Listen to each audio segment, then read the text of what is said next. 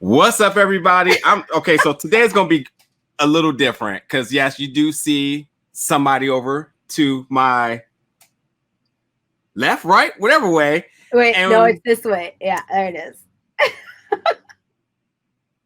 My left, but right on the screen. We got this nonetheless.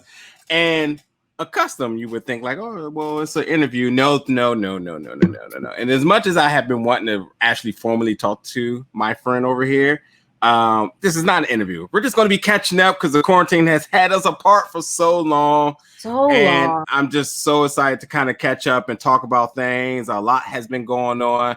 But, you know, all things here, all love, all positivity. We got a lot to cover. We talk all the time, just FYI, but we figure we'll just give you a little bit of y'all, just a little bit of inside of the things that's going on. But yes, Solo Darling's here.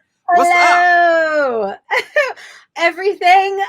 Everything's up and nothing. Everything's still closed in Jersey, kind of. Yeah. These numbers are going down. These numbers are going down. Yeah. Solo, I love you so much. You're just like you. You're like an amazing person. Like, oh my God. I when I think about the people I want to be surrounded by, you are the epitome of it. And beyond just that, like, you kick ass in everything you do. And it's just like, for you to just muster all those things in that body of yours, it's just amazing. So I'm so happy to have you here on the show. Thank you so much. To you. So what's been going on? Well, quarantine's happening. Yeah. Wrestling imploded. I've taught the dogs another tricks. Where are the celebrities at? Where are they doing right now? They're napping. They weren't happy. I had to like wash them a little bit. I didn't give them a full bath, but they like, oh my God, I'm literally like devouring their fur, by the way. My hand vac broke. Yeah. I tried to get a new one. Side story. I got a new one. I was like, oh, you know, like it says pet on it, but it's like $34. So I got it. And it is trash. Don't spend under 70 if you have pets. Like, I don't know what pet, like, do they think I have a gerbil in like a one studio apartment, like 400 square feet? I put it on my quilt because I vacuum my quilt every day, twice a day, or whenever I'm going to sit on it. This thing's not moving. Yeah. It's a thought. That's what it is. This vacuum is a dream. So I was like, okay. So I got to wash their bellies because we were in the sand. Yeah. And they're like, so I bribed them with some ice cream I made them. And now they're like napping, but like still kind of pouting about the bath. Actually, let's kind of talk about that. Now everybody knows about the iconic Officer Magnum. But Loki, when, in case anybody has been on the rock, when did you pick up the new homie, shall I say? So Loki Nightingale was adopted last year in August, and she was 3. She's 4 now. Her birthday is a couple days after mine. So Pisces. We're both Pisces, and we both have high energy and like never sleep. So poor Officer Magnum has his hands full. All his feet are so full right now. Yeah. She's got like the big crazy energy. Yeah. So we're working through like a lot of fear-based aggression and traumas she had from like hopping from home to home and shelter to shelter. And then it's like, you're an Australian cattle dog. You can't be in a shelter. Like, no dogs should be in shelter. Like, right. The grand scheme of things, we don't want that. But high energy, like, they need constant mental stimulation. They're very smart dogs. And then to have the bit of shelter, I would go nuts. Like, I don't want to chill there. Like, I don't want to I don't know how to chill. How do you even chill in quarantine? Exactly. That was my biggest lesson. I was just about to ask. Like, I can see her thoughts and like, I just know because I was like, you know, like you're in quarantine and for a while you try like, I haven't gotten to play video games in a while because like I love games, but I'm always on the road and I haven't figured out how to do that. Like some of my friends that are way better at scheduling their time so they can still game and like be a person. And so like sitting there and I can see her sitting there like, hey, we're relaxing, actively relaxing. Are we done with this yet? Like, is it over? She's a wild one. So, but it gets us out more because we do more trails, and I did an obstacle course in the backyard once with sticks and chairs and like this kiddie pool to try and get them to go over and under and like do some stuff like that. So I constantly trying to play games. Why wasn't this recorded? It was. I put some in stories and like on my Patreon. So like extra content for them goes on the Patreon for people to see, and the bloopers of like me trying to train them in Thor Officer Magnum. Just like I'm waiting to do that, by the way, on his like Twitter, where it's like everyone has their shoot names with the work name. Yeah. Thor Lemieux Jones, Officer Magnum. So sidetrack. Yeah, so like I put up all the bloopers where I'm like trying to do tricks and Loki's just going nuts and Thor is just not selling. Like for all the times I'm like, how do you feel, Officer Magnum? And he just does his thing. There's like a million times where he's like, yep. How old is he, by the way? He's like 5-ish and a half. Oh no, yeah, that's just all mood. Then that has nothing to do with age. A mood. He's a whole mood. And he picked up because we're trying to teach her not to like yell through our souls because her bark echoes through your rib cage and it hurts.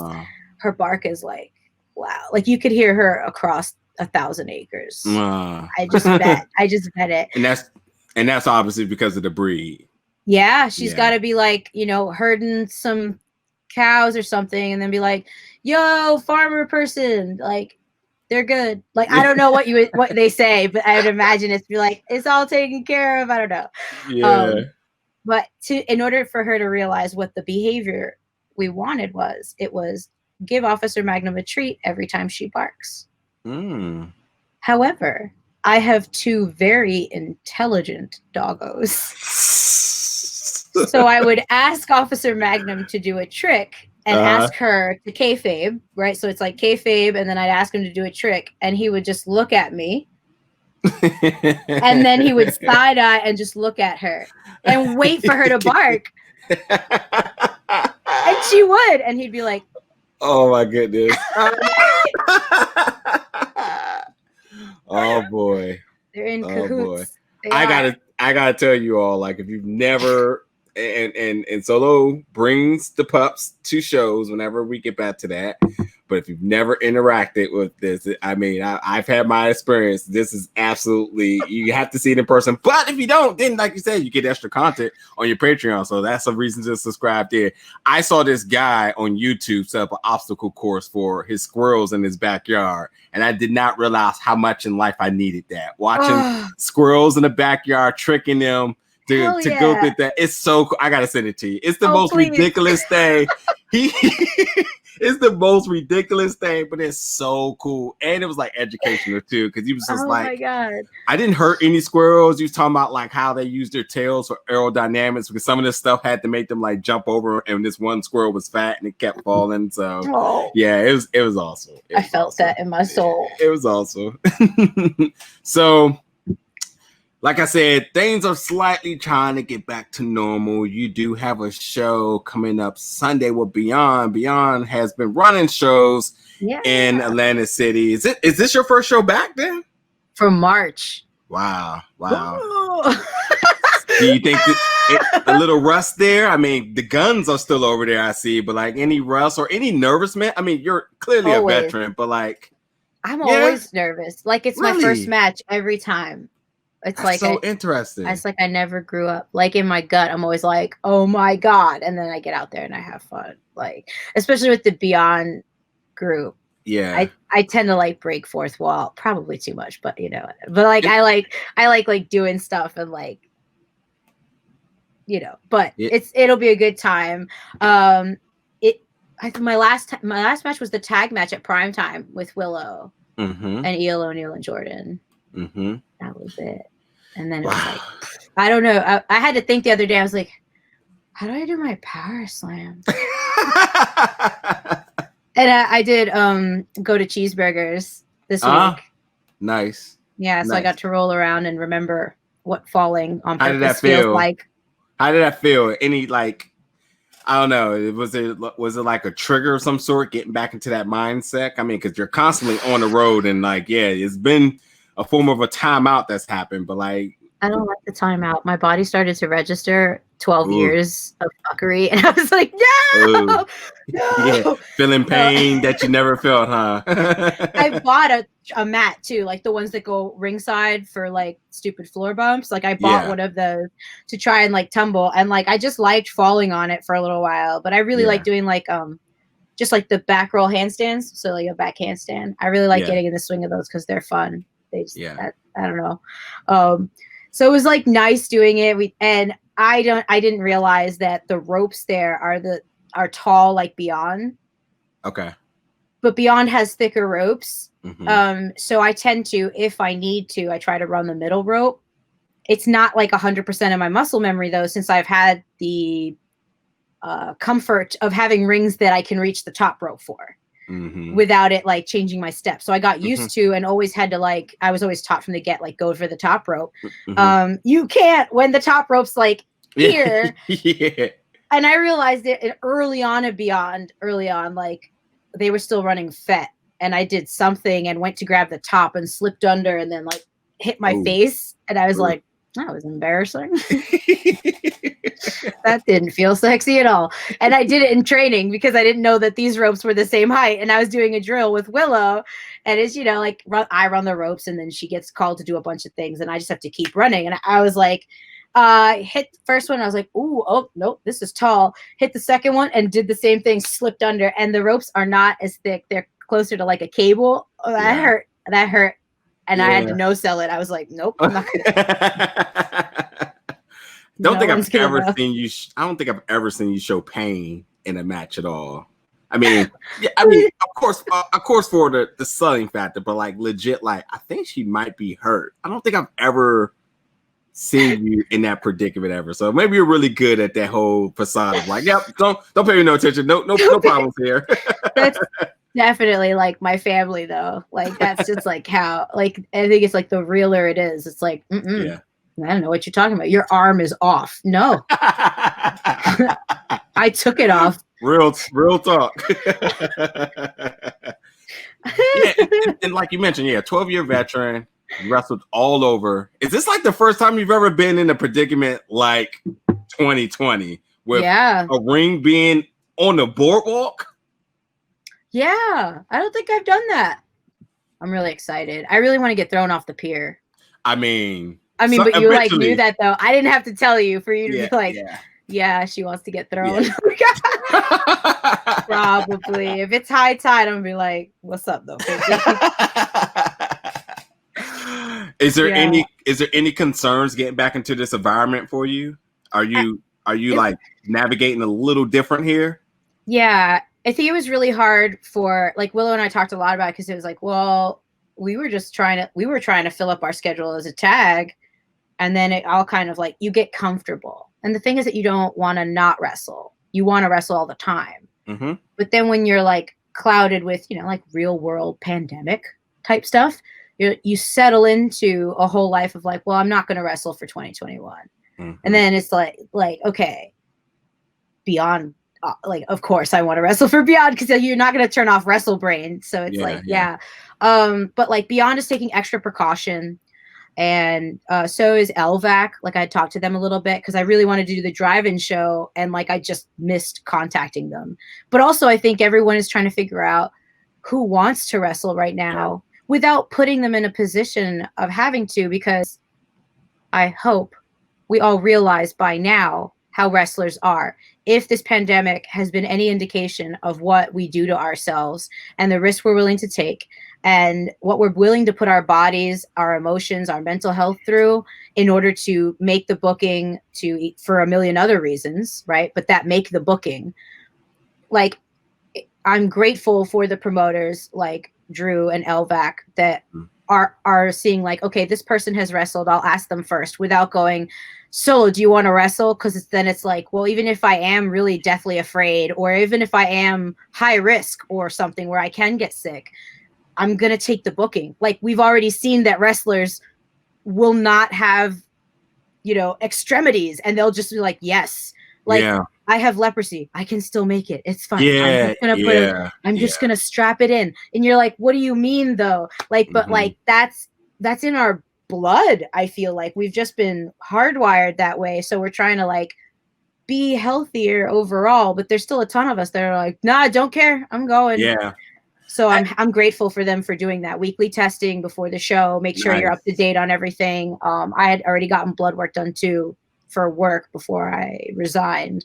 So like I was like, take all the information you need. So everyone's getting tested, wearing masks, do the thing. And then when you wrestle, obviously you don't wear the mask unless you wear a mask. And I think also you are a tremendous gear maker. Those solo masks. Oh, my friend made that. I didn't even do it. I know I could have, and I did it. Go ahead and get those on deck. Hey, special orders too. I know you got enough time to whip up at least 3 before Sunday. Hey, I'm trying to tell you, so good. I damn sure will rock one without those masks are so good. But and she put the thing in there for me too, like the extra cloth. Yeah. But see, if I was in a business, this is how I would look at it too. I mean, you're credible in everything you do. So it's like one of those type of things where it's like, well, Beyond's a credible show. Oh, I see Willow on there. I see Solo on there. Kimberly's on there. Okay, these are names that I know who are more concise about the bookings they take. And I think, regardless of that, it's having these conversations as to making sure, well, who's following protocol and who's doing the extra step to make sure talent and everybody is protected. Because yes, you're right when you say like a lot of you all are programmed into doing it because that's what you're supposed to do. But if 2020 has presented anything, it's about challenging the norm here. And I think, these, especially now getting back into the norm of things, that hopefully more and more people are taking steps like Beyond and people like you and Willow to say, hey, I know my rate. The person may know my rate. They contacted me, said they'll give me my full rate. I'm going. But no more or less like, hey, I'm coming, but I need to know, like, are you guys testing? What is the, depending on the state, what is the athletic commission doing? Yeah. You know what I mean? What happens if we have an incident? Is there a waiver here? Like for instance, you go to a show, find out there's a case there. Hey, I'm here. That's not my problem. What's the opt-out fee? Stuff like these type of conversations. I'm hoping, more and more people are having, and, we are unraveling that program of like, this is how it is. This is how it's going to be done. 2020 is bizarro world. Yeah. The universe grounded us. Yeah. Mother Nature was like, yeah, you've gone too far. You're all grounded. Go to your room. So it's literally 2020. Time to evaluate yourself, find your inner peace, and a lot of us, this was kind of built for us to self-remedy, self-therapy, and all that other stuff. So it as much as it got us away from the things we miss, it was beneficial for a lot of us. And that's what I really liked about you, is because like, no matter whatever was thrown at you with 2020, you stayed positive. And I mean, that just speaks a lot about how people use this time instead of sitting around whining about, oh, I can't do this, I can't do that, I missed the gym, blah blah blah blah blah. Well, what else could you be working on here? And training your dolls is a big thing, especially with a doll that's suffering from PTSD. I mean, that's a huge thing. People get paid a lot of money for that, by the way. So, oh boy, I've actually I reached out to there's a trainer in Philly. So if anyone's in like the surrounding areas and needs like a session or whatever, like they're super cool. They're at Pet Parent Allies, and even just following them, they post a lot of like tips and tricks, or you can watch how they interact with their animals and how calm they are, and it's been a huge help. And taking this time now, that is a gift. You have the option every day to look at what's presented at you as an albatross, like a pain in the ass, or it's a gift. And it is hard. It's not easy. And you will feel sad, and you will feel depressed, and you will miss things. Like, of course I miss things. I have like the worst case of FOMO probably in the universe. Like, I'm Queen FOMO. But I wake up every day and I'm like, this is time I'm never going to get again. As soon as everything is back up and running, or whatever the shape of our new world looks like, right?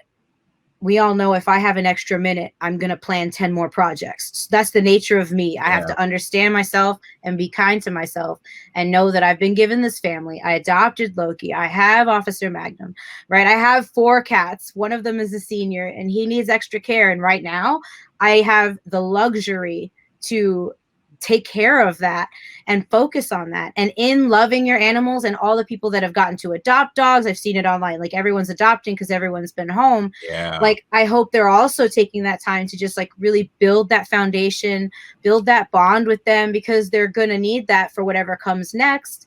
And you don't know the capabilities of these animals. Yep. Most dogs can be worker dogs. Like, they can be not like wrestling, but they can be working dogs. Like, that's the hard one. Loki doesn't even let me put her in a chin lock before she's trying to like eat me. So like, some dogs are managers. So or refs. She really likes to bark when like he's covering me. So there's another position all the time. They want to feel like they're helping you. They want to feel like they're a part of the team. And so like, this is a gift for everybody to be able to look in their home and be like, yo, I never get to go out with my dog this way. I've gotten to see parts of Pennsylvania I never would have seen because I got to drive out to these places and hike. Like, what is that? I don't know. Like, I'm a city girl. Like, and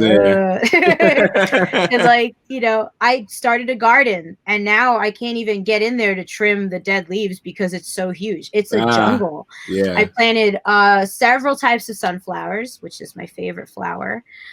Cucumbers. I have real ass cucumbers, bell peppers, snap peas, 2 types of sage, basil, cilantro, parsley. Like, I grew a watermelon. What? Wow. Tomatoes. Like, I was like, well, if we're here and we have this time, you're given this time to learn, to hone, to get back to earth, to ground yourself. Like, we've gotten so far away from the thing that makes us special, the thing that makes us unique in this universe, which is being connected to the universe, connected to the earth. And like, that doesn't take some extra like Zen app or anything like that. Like, put your feet in the grass. Like, how many people get to do that? You don't. You're too busy running around missing what's in front of you. You're looking at the light up screen and you're not looking up. How many sunsets are you going to get to see in this life? This important. Y'all see why I say I love her, right?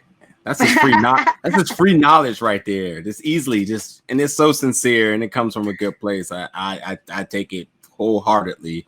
Anything you say. No, but you're just so absolutely right. You know, a lot of us live our life in a go scenario that now we really had to slow down and get to connect with ourselves, get to connect with other family members, you know, find other means of happiness. I'm a homebody, so this was absolutely a blessing to me. Ooh. I just only wish I was just stuck in Hawaii instead of here. Like, if this thing had just been placed a little different, I probably would have been there. But now it was beneficial. 100%, like, and hopefully a lot of other people did, but you can tell a lot of ones that suffered through it just because they did not try and connect with their mental health status, and that's probably a whole nother conversation for a whole nother hour somewhere. That's the hard part, is that like you have to be open to the possibility that everything happens for a reason, and you're home quarantined for more than meets the eye. No, I'm not talking conspiracy or any of the other like millions of things. I mean, like, the universe has brought us here to show us what we're going to miss. Yeah. Like, what are you going to miss when it's taken away? And where does that rate in the general importance of things, where you want to be, the kind of person you want to be? I think I kill it as a girlfriend. Just going to say, I think I kill it. But that doesn't mean I don't want to grow. That doesn't mean I don't want to be an ideal partner or introspect. Look at the relationships that you've had. Look at the friendships you've had. If you want to take it to a broader sense, depending on where you're at in your, you know, relationship arc, all those things are important. How you have interacted has brought you where you are today. And it gives you the time by yourself with your animals. Because when you look at them, like, it's reflection. Like, they're giving you unconditional love. 100%. So you get to look at them in ways where they'll look right at you and they'll see you for who you are.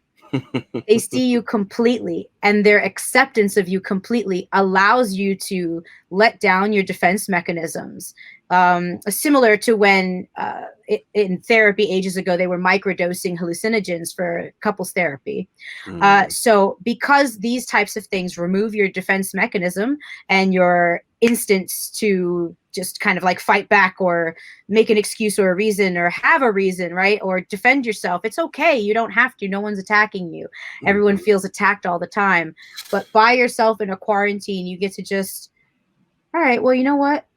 I do think I do this, I do that. What could be healthier for me? Because being a healthier me is going to make me a better partner, a better friend, a better sister, a better cousin, a better daughter. Like, you get the option to really navigate yourself in a positive way. The thing is to not tear yourself down, which is what we do when we're hustling everywhere, which should give some sort of a pattern, right? It should show the further away you get from the core that we are and the thing that makes us beautiful, that magic that everybody likes to hide. Like, we have that magic for a reason. So getting back to that makes you realize that you are a complete person and you're enough. And you have to be okay with that. I'm gonna need you to plug your Cameo and your Patreon one more time. Just one more time, please. I don't have a Cameo yet. I do have Patreon.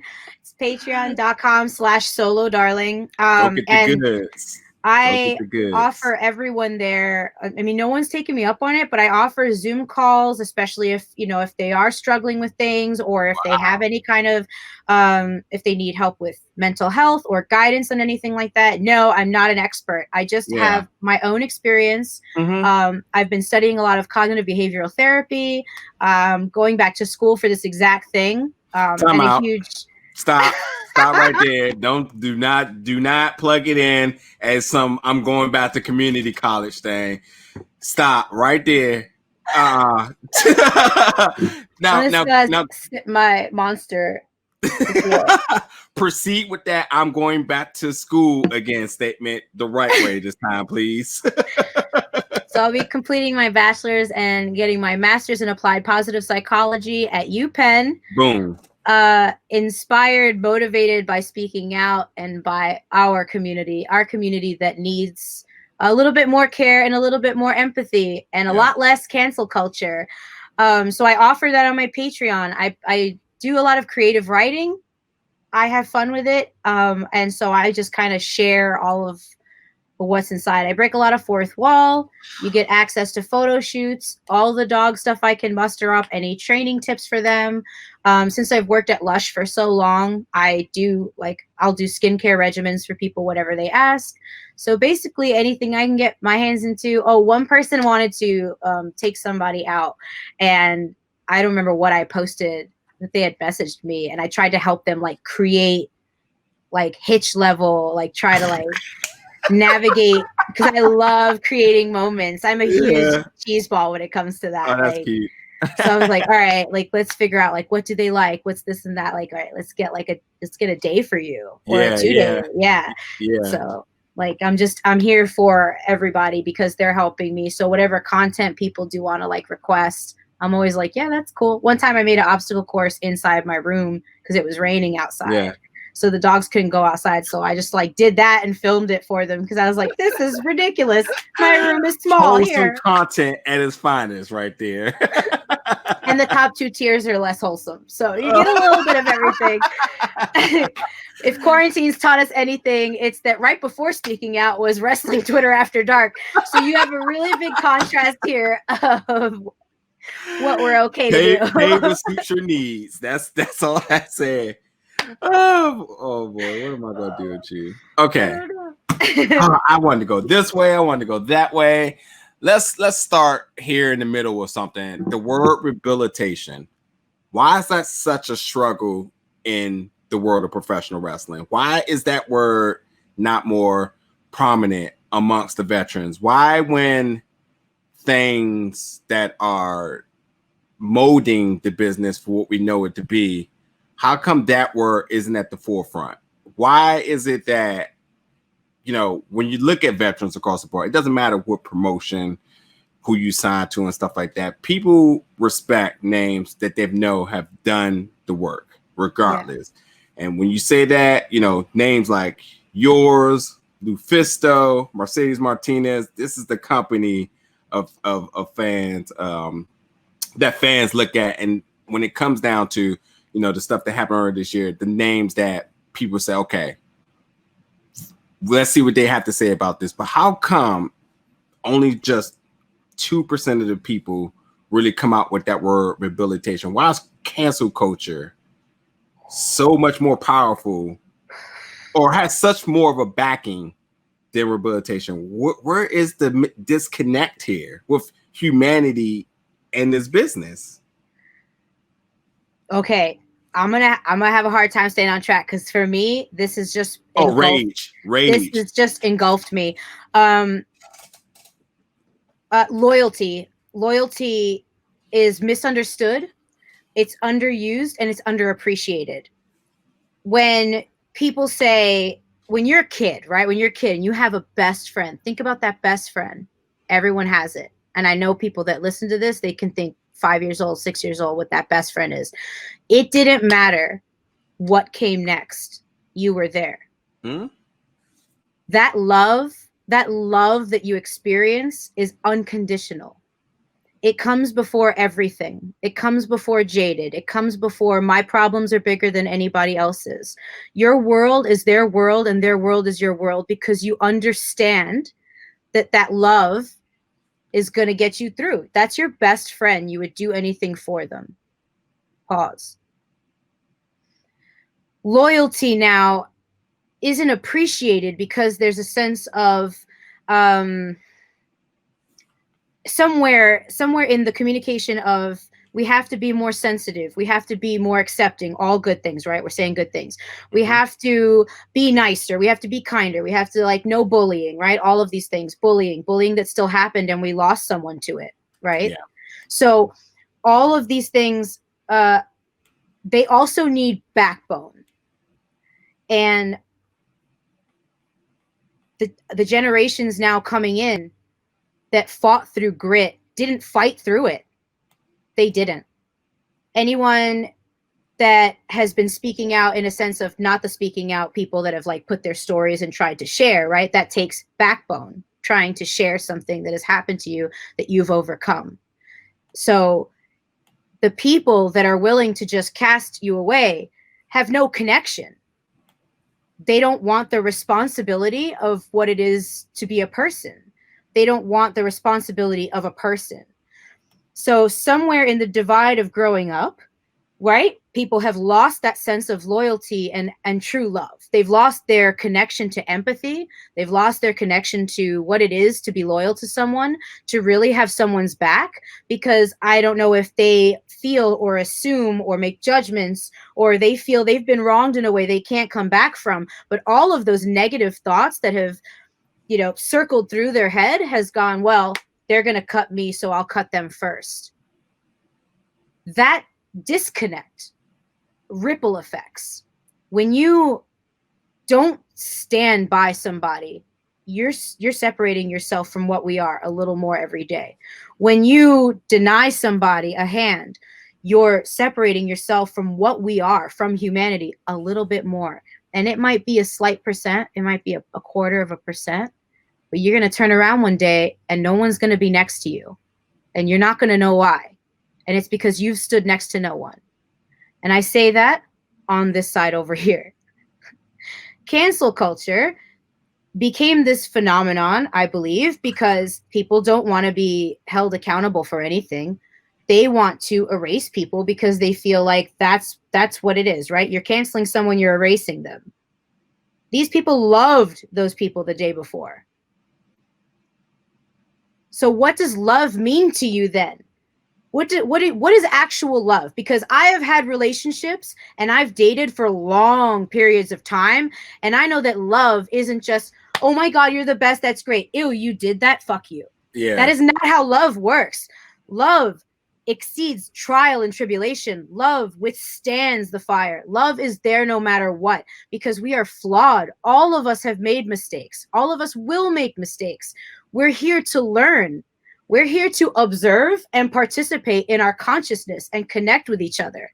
The reason we exist is to connect. So breaking that connection more and more and more does absolutely nothing positive for the community. Now I know there's going to be a session to go, what about this person? What about this that did that? I want everyone to understand I'm a survivor. I've been raped multiple times. I've had one big one. And then there's others where you start to make justifications for yourself. Mm-hmm. I've had several sexual assaults in my history, including one from my ex-husband. All of these things are real. I don't hate any one of them. I don't want them canceled. I want them to get help. I didn't have a relationship with my rapist. I couldn't even say anything. I was coached to say nothing. I was afraid. I was told to say it wasn't, but it was. You start to question yourself. I come to you as a survivor. I'm not a victim. There's this like thirst online where it's like, that's a victim. And I don't know how I don't have anything to do with this. So I'm just going to say that for the victim that you get canceled, that doesn't help the victim heal.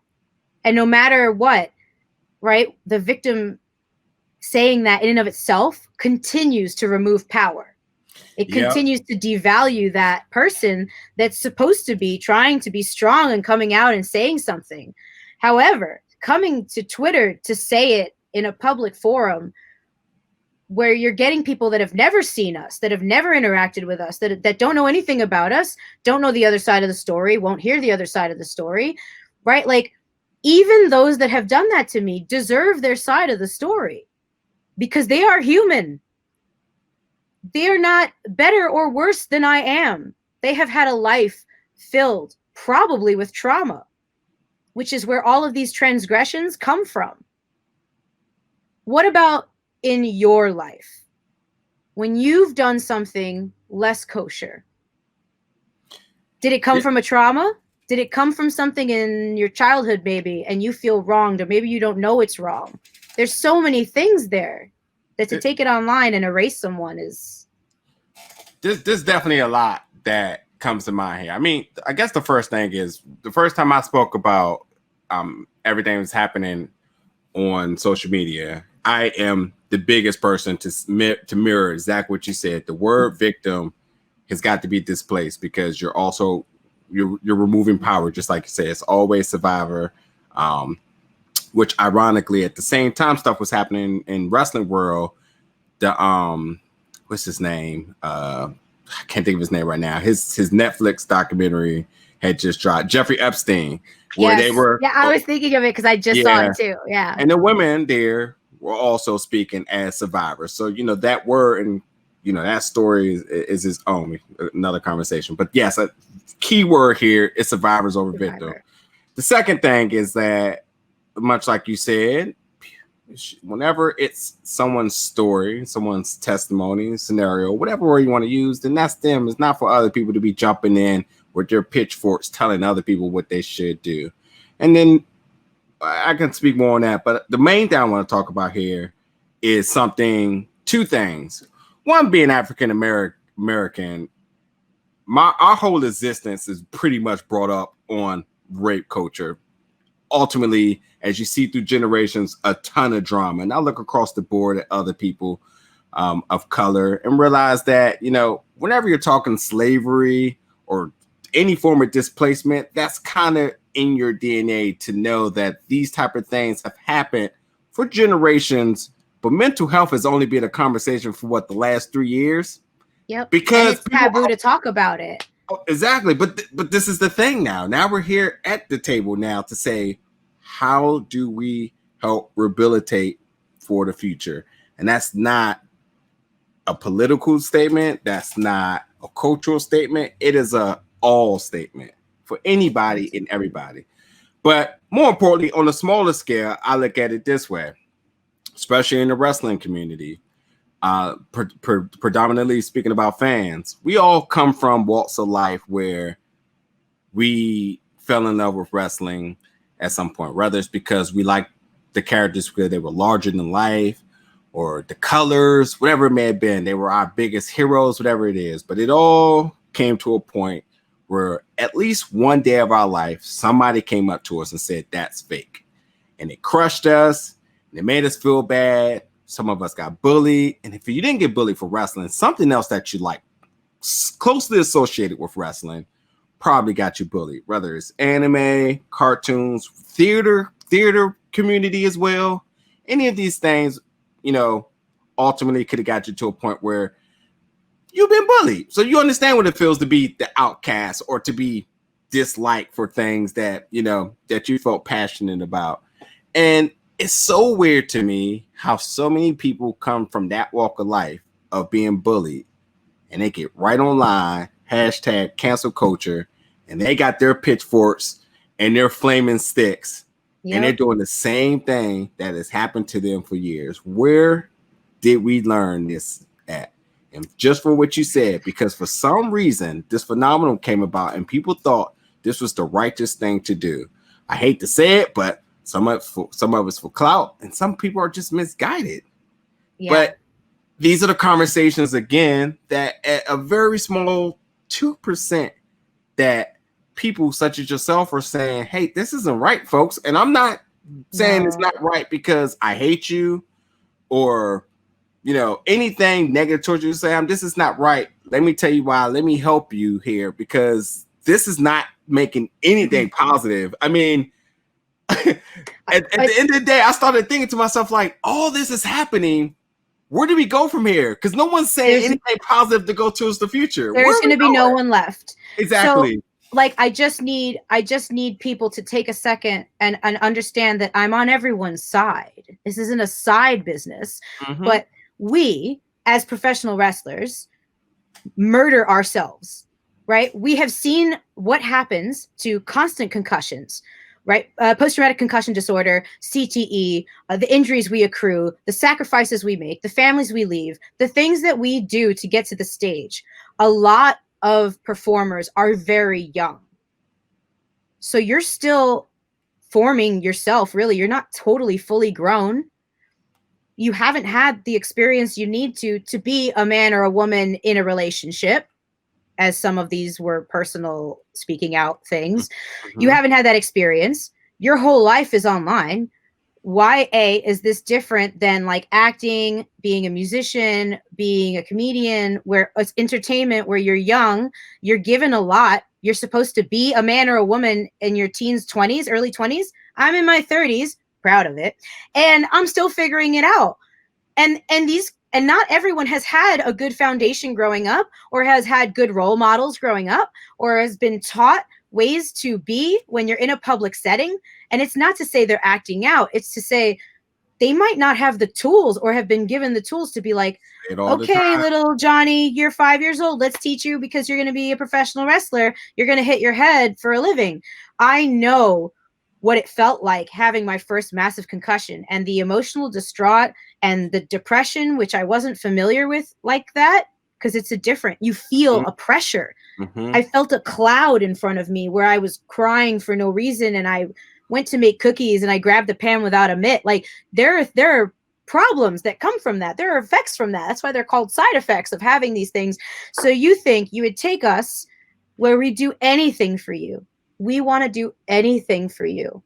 And yeah, there is that sense of we want to perform for us too. We want to get what our message is out. We want to get to a higher stage to connect with more people. I know my mission as a professional wrestler was to get a bigger reach because I wanted people to feel like as many people as I can reach before I pass will come to me if they need anything. I don't want anyone to feel alone because I know what alone feels like. That's my story. I know how cold it is and I don't want that. So we take our bodies and use them as props. That has effects on your mental health. We're able to say, diet this way, diet that way, go to the gym, do these workouts, do everything else for your body, eat right? We're able to do all of that. But the very thing that runs us, the thing that controls our entire experience on this planet, every relationship we have, all our interactions, right? The way we think how you wake up in the morning, your actual thoughts, your consciousness, that inside here, our progress, we don't take care of it. We can't say we need to make our mental health better. We need to work on that. We need to give it love, and we need to be empathetic, not sympathetic. Sympathetic is removing yourself from the equation. Yep. Sympathy is like, I'm sorry that happened to you. That's when you get an apology that's not necessarily genuine. Yes, absolutely. I'm sorry you feel that way, but that's sympathy. I mean real empathy. These people, and I don't know how other people feel, and that's okay wherever you are on the spectrum. If I've been in a locker room with you, even in my worst times, I've bled with you, I've sweat with you, I've picked glass out of your skin probably. You are my brother and sister. And that goes further than an argument we've had or a disagreement we've had, or maybe I didn't like the way we wrestled, because that happens. Like, for whatever reason, like, I consider us family. That's what family is. You don't really get to pick everybody. You're born into a family. So why is it that I was able to sweat in the ring and have one of my best matches, but now I can't say that because that person needs help, but nobody wants to say it? No. I will say, to not have shared the locker room with you, but to been around you in a locker room setting, that this is all authentic. I've definitely heard you. I've definitely heard you give remarks about a match, about working a person, and how it was. But you instantly said, I'm going to go help this person. And I also remember another time in a far distance where there were a lot of people also kind of being, what's the nice word I can say, kind of being disattached from a person because of maybe their work ethic.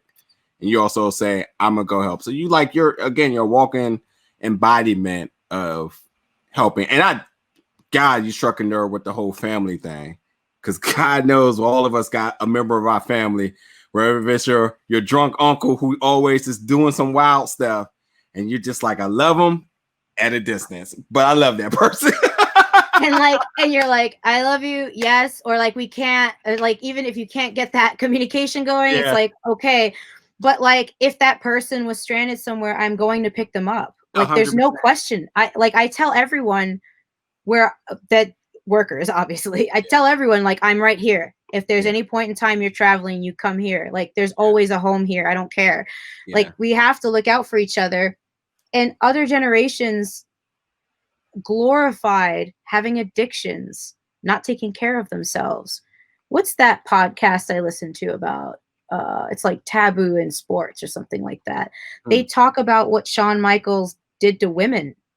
Like, let's drug them, use them, leave them in the hallway with stuff drawn all over them, naked. So when they wake up, they're stranded naked outside in a hotel hallway without their clothes or anything. That's so funny. How come people idolize these people? But you idolized us too. And we're here at the ground level where, before anything else happens, before we lose our minds and take our own life, before we lose our minds and take our families' lives, you could help us. If you bought our merch, if you came to a show to see us, if you talk to us, we're human beings. Yeah.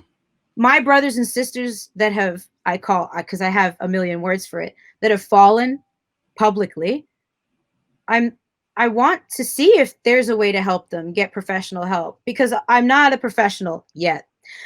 But if there's a way I can be an ear, do you know how many of them I would have been their last phone call?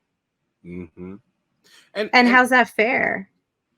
And it's, to me, is that, all of us come from different walks of life. Some of us don't know right from wrong. And I mean that at a very minimal scale. I mean, it's the simple things that, one of the big things right now online is about how close people get when they take pictures. You go to an indie show, pictures, autograph, that intimate relation is why people go to independent shows, because you can meet your favorite wrestler star in arm's reach and you can have a conversation with them. But a lot of people don't understand. I see it all the time. I mean, I've even been around you and we're talking and somebody just interjects and you're just like, oh, I remember one time you actually cut somebody off. You was like, excuse me, we're talking. And it's a thing because catch me when I have adrenaline. Catch me. And it's not, and the thing about it is just that those small things are just the things that a lot of people don't understand. And you had the conversation, say, hey, if somebody's talking, just say excuse me, or wait. Don't be staring anybody in the eye. You'll get a chance. People can feel when somebody's around them. Notice I didn't say see. People can feel when someone's hovering around them. And it's just like, these little things is what make people better in future. I came a long way myself. I absolutely and will be the first person to say that, when it came down to how you talk to people or how you treat people and stuff like that, I learned. I got put in my place, but my parents didn't give up on me and say, "Hey, you're a shithead today. We don't want you no more." You know what I mean? Imagine if your parents just canceled you. Like exactly. And it's other and there's other things I was ignorant about. I mean, I just learned about pronouns in 2020, and I realized how important that is to people. But from my ignorance of it, no one went out and said, "Hey, because you don't know," or maybe because I addressed somebody wrong. Forget you. Say, hey, let me explain to you why this is important. And it's the same thing on the given end. 2020 has opened up conversations about social injustice, where a lot of people are like, hey, I had no clue that was happening. And it's like, hey, I'm not black mad that because you didn't know. It's like, all right, well, let me explain to you what it's like in a day in my shoes, so you can kind of understand why some people feel the way they do. And why people are acting the way they are. So, and it's just like, oh, well, you didn't know, forget you. But literally, there are people that are like that. And they hide themselves under this hashtag called cancel culture, which is supposed to be the new cool wave of bullying in all ways, shapes, or form, with no empathy, no rehabilitation. And it's really dividing a lot of good, positive things. And wrestling is something that you say, you guys bleed and die for our entertainment. At least we can do is be understanding and learn. Just the simplest thing. And the thing is, especially with, like, for instance, the slew of apologies that were issued, right, of these people, it wouldn't matter. Like, if you were really looking with an empathetic heart, through an empathetic lens, and like, I really encourage everyone to just take a second and look up what that really means. And I'm not saying it in any kind of way. I'm saying I literally bought a book on the history of empathy because that's how much it means to me. Mm-hmm. It means a lot to me to be a better ally, to be a better person in our circle, in life, so that I do know the expanse of what we're capable of. But like, you have to look at their words without judgment first before you make a call whether or not you believe it. And that's okay either way. But you don't need to set everything on fire if you don't believe it. Yeah. That person has the right to apologize. That person deserves a chance to make amends. Not that nothing is good enough, because who are you? Who are you to say what's good enough? Judge, jury, and executioner. Yeah, is what some people are acting like, or God, shall I say? I'm not able to criticize you just in the same way. I wouldn't do that to you. How would you feel if I took you apart? That's not why we're here. And some of those apologies were very genuine, because you have to also understand how that person talks, right? I have a very specific way of talking. So you'll read it and you'll be able to, right? You could hear someone's voice when they text you, right? You have to understand, like, okay, what's that person used to? That person is used to writing this way or speaking this way or whatever. Filter it through and see if they're genuine. Like, I know one video that was released that was very genuine. But you have to be able to give it a chance. And if you're not willing to give it a chance, be strong enough and honest enough with yourself to go, I'm not in a position where I can look at this plainly. Yeah. I'm not emotionally in a place where I can look at this without judgment. So Absolutely. I need to step away, because all I'm going to do is put my lens and my experience and my feelings on it. And I'm just going to judge them with my lens. And I'm not really here to see or hear or feel anything that person has to say. So what I'll do is damage the situation by just covering it up with my own insecurities, failures, judgments, self-loathing, right? All of our personal issues will just bleed onto that, covering up the real issue at hand. Any kind of grudges that you held, you have to just be able to step away from that. And to be very clear, there's absolutely nothing wrong with that. If that's what your walks of life puts you in a position to do, then fine. Absolutely fine. As you said, I wholeheartedly agree with that. You know, I've totally done that too, where I feel very close to a situation, or I feel like, you know, I feel very passionate, and I'm like, I'm just going to take a second. I'll come back. And then I usually come back in a couple hours once I've like thought about it. And I'm like, all right, let's see this. Cool. Okay. I could get with that. Or like, you know what, let me reach out to that person and make sure that they're okay. What you do means a lot. It can affect a person's life greatly. I think this is the third time I'm going to say this, but I love you. You're so awesome. I love you too.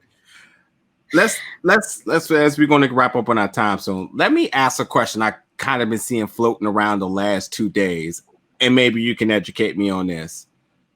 What is the proper perception of intergender wrestling? Now, here's something. And again, I don't get too personal about my life, but you know a lot, and I was raised by my mom and my aunt. So for the life of my 33 years of life, I've seen women do everything, 2 Black women at that, do everything that the world said they should not have done. And I've been programmed to the idea of like, if women want to do something, then they'll do it. If they want to do it, they'll do it. But I don't never, ever, not once in my life, ever remember them ever saying, I'm a woman and I did it, pat me on the back. They just operate in a sense of, I want to do something, I'm going to do it. So that's always been my logic way of thinking. Now, obviously, something else I've been kind of doing is when it comes down to how do you call this? When it comes down to like separation between men and women, like for instance, like actors, and you know, if you're an actor, then you're an actor, but then there's the word actress out there that some people use, which is a word apparently, but a lot of people have been adamant about the word of saying, well, I'm just an actor, because under the definition, actor doesn't really predicate to it just being men, just actors and stuff like that. So that's kind of a little thing that some people are kind of going on and on about. But intergender wrestling is something that seemed to have been brought back up again about, well, do we call it intergender wrestling or is it just wrestling? And me personally, intergender wrestling is designating a match between 2 different genders, whether it's non-binary, whatever it is just between 2 different genders, and for whatever reason, it's being called that. There's no different particulars in the rules and so on. You've been wrestling whoever, from World or Beast to anybody across the board, it doesn't matter. But now people are trying to remove this word again and just consider wrestling. So as a fan, and somebody that definitely wants to be able to preach back to other people's, what is your perception of this? Is this a way blown out of proportion deal here, or how we look at this? So I mean, it's a couple of things. Like I'm like actor versus actress, right? I grew up with actress as well, but I wouldn't be offended if someone called me an actor, right? Like I wouldn't be, and whatever is more comfortable for everyone is comfortable. Right.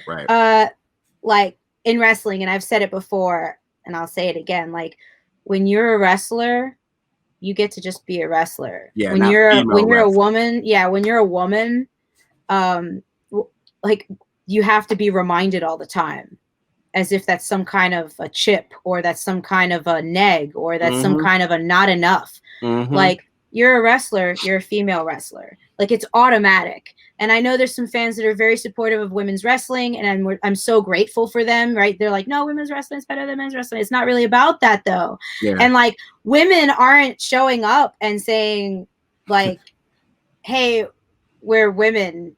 Like, we just want to wrestle.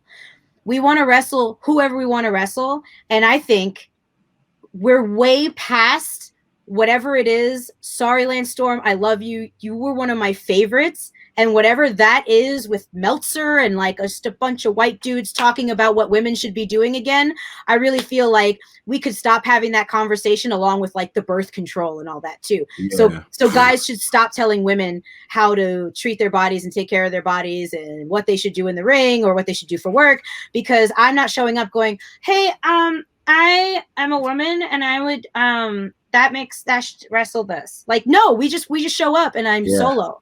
Yeah. I'm solo and I want to wrestle you because I like your work. Why should I be denied wrestling some of the people I admire based on my gender? Yeah. Ain't nobody asking Wonder Woman what she's fighting. Nobody. Facts. Like, hey, Black Cat, don't steal that because, like, you know, you're a woman, so that shop's run by a guy. Like, nobody's talking to them like that. Like, nobody's like, don't fight them, Missy. Yeah. So why are we having that? There is no domestic violence. I'm a survivor of it.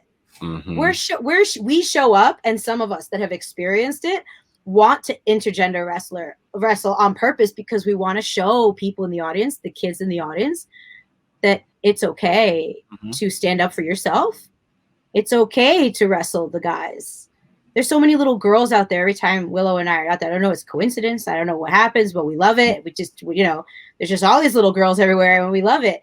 But like, they should see that I could suplex that guy. And the guy that said, oh, I weigh this much, can't lift me up. I can. Yeah. And those little girls should see it. Mm-hmm. They should know that they're capable of anything. Gender, autonomy, all of those things, right? Like, wrestling is for everyone. Wrestling is for everyone. So, right, we want to talk equal rights. We want to talk, please, Black Lives Matter. We want to talk LGBTQ, right? Trans lives matter. It matters. Yeah. And we should all have those rights to be able to get in the ring with each other and more. So it doesn't have to be men's wrestling, women's wrestling, whatnot. Women's shows are great. I love Shimmer. It's one of my favorite places to work. They've done amazing things we wouldn't be so far if we didn't have Shimmer. Agreed. Like, right? Like, Shimmer's amazing. But whether you want to call it intergender wrestling or wrestling, what really should be comfortable is just having it happen. Yeah.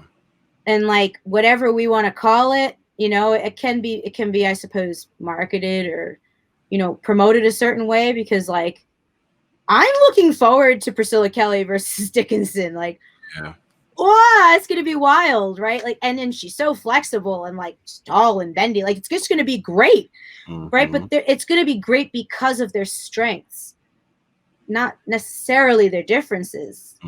It's Priscilla Kelly and her stardom versus Dickinson and his stardom, and like, that's what I want to see. Like, when I watched the Umbrella Academy, I just binged it. Saw that. Awesome. It's so good, and the soundtrack is amazing because I love covers. I love covers. Me too. So, but like, I didn't watch it and be like, Allison can't fight those Swedish guys. And Vanya just clearly can kick everybody's ass. I mean, we're not going to have that conversation, right? Right. Because then Vanya's like, "Oh, what's that? You guys want to cancel what? Boom!" Right? Like, and it's a wrap if Vanya's around. So I feel like we should be like, the conversation is so beaten to death for people that are still like against it. And if you are a person that can't digest it for a reason, what's important for me, for you, is that you take time for yourself and trace back why that is, that bothers you. And it's not anything that we're taking personally, but it's because it's coming from the concern of loving you as a fan that supported us, supported anyone, whether it's just the men's wrestling, the women's wrestling, whatever. Take that second and really give yourself that love of being like, I saw this and it affected me. How can I heal from it? Because what's important after all of this, and the reason why cancel culture is bullshit, is because you have to be able to heal. Survivors can't heal. People with trauma can't heal if they're not willing to get out of that first phase. And if you're willing to go online and be like, well, I was raised not to hit women, that's not what's happening. Yeah. I'm a fighter. I'm not like I'm a woman, but I'm a fighter. This is my job. This is my profession. So you need to dig back as to why that's bothering you so that you can indulge in life more, have a more fulfilling, enriching experience, and come back to it and be like, you know what? That is Solo throwing Pinky over the pier. That's what's happening. Or vice versa. Probably vice versa, because I'm going to want to take the bump. I want to take the bump all the time.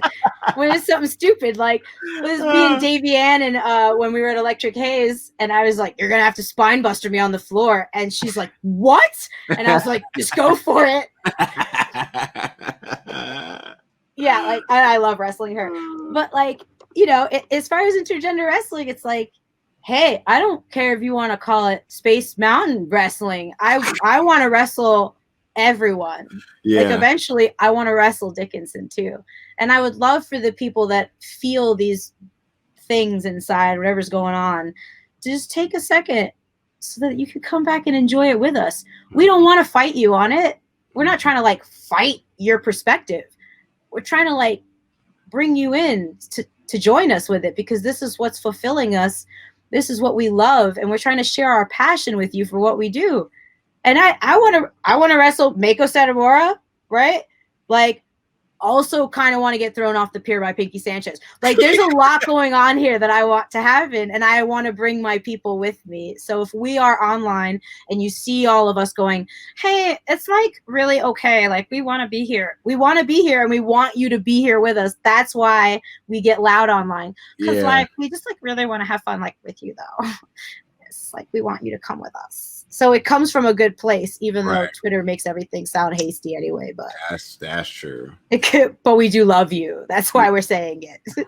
Yeah, I think the key thing for me here is that just a lot of people just don't understand what wrestling is. And if you understood just the core principles of why two people get into a ring, then you wouldn't challenge intergender wrestling, because it's not a fight club, fight till you die, or Jet Li, the what was it called, the one, or Animal, whatever one it was, and somebody's being let out the cage and somebody the booker's right there counting his money up and like next, and like, you know, it's nothing barbaric about this, you know. No, and I want to learn from these people too. And not having intergender wrestling, I would not be where I am today. Yeah. Because there are fantastic wrestlers you can learn from.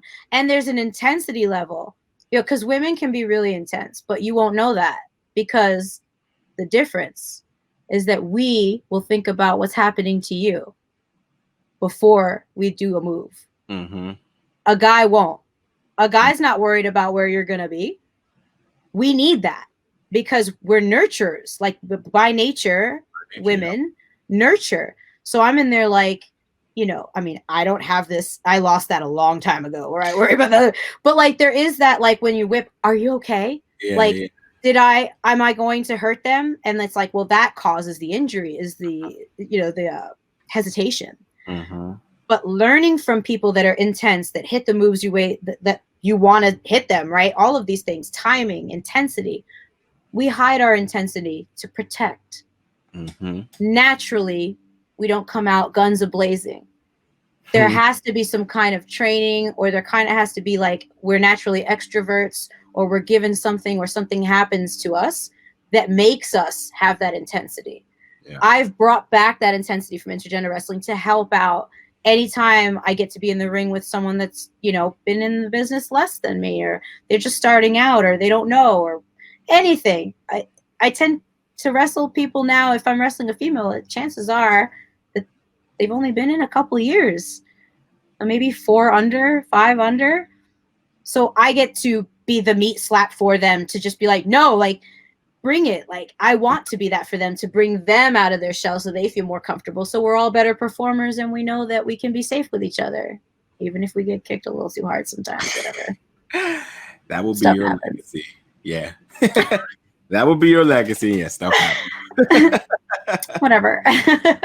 You're the best. Okay, so beyond wrestling, this Sunday, Garden Pier on the Atlantic City Boardwalk.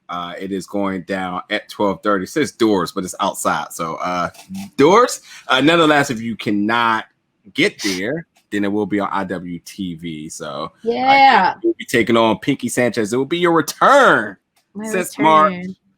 Tons of other names are on this card as well. Like you said, Priscilla Kelly, Kimberly, Willow, Joey Janela. So good mix of talent that's going to surely get crazy. We're talking about Joey Janela on the show. So yeah, somebody's absolutely probably going to go off Janela. I can't believe that hasn't happened. I can't believe that either. It's I swear. I hope I wrestled before them so I could just stay out there and watch. Like I'm not trying to be that person, but I am trying to be that person where like I love watching my people. Like I love it. So any chance I could like go wrestle and then just be like a creep about it and be like, oh my God, they're going, like I want that so much. Yeah. And if you are new to IWTV, you could like sign up using the promo code GoodBoy for Officer Magnum. Okay. And that counts towards your like freebie of the month. You know, I think it's like 20 days free or something like that. Yeah. So it's good stuff. Nice. Well, Solo, it's been a pleasure talking to you. Thank you so much for what you do for the community. You're fighting the good fight, and it's going to be good to see you back in the ring. And 2020 Bizarro. It is 2021. A lot of these things that you've been preaching will be clicking. We're slightly moving towards the norm, but some people still are at home, so you still have plenty of time to get your marbles together so we can push forward. Yes, for a good future. So and reach out if you're in your bubble and you need help or you have questions or you're working on that self-help, like reach out to me. That's okay. I'll find a message in a request box. I'll check. I will. My email's out there. I'm one step away from anybody. So just hit me up anytime. Yeah, you're not hard to find. You are who you are. You come out, and I don't want anybody listening to this thinking that she's doing any type of biased favor for me or anything on here. If you watched her lives, if you just stay tuned to her social media, then you see this is as transparent as you get. And, obviously you got to support your indie talent. She has a Patreon. I would assume that Cameo has to be coming by like the end of today.